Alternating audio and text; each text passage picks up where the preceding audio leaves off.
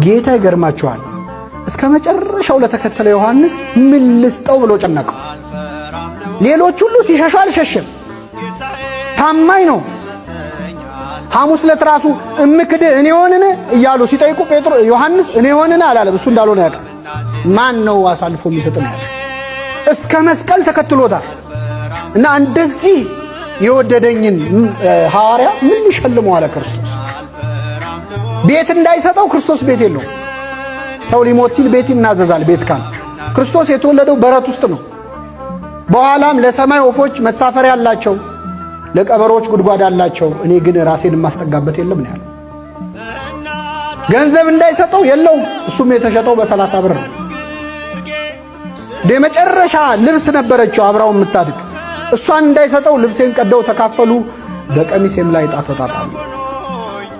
ክርስቶስ ምድር ላይ የቀረችው ቤቱ፣ ገንዘቡ፣ ልብሱ፣ ሀብቱ፣ ንብረቱ ማን ነበረች? እመቤታችን። እናዋት እናት አለ።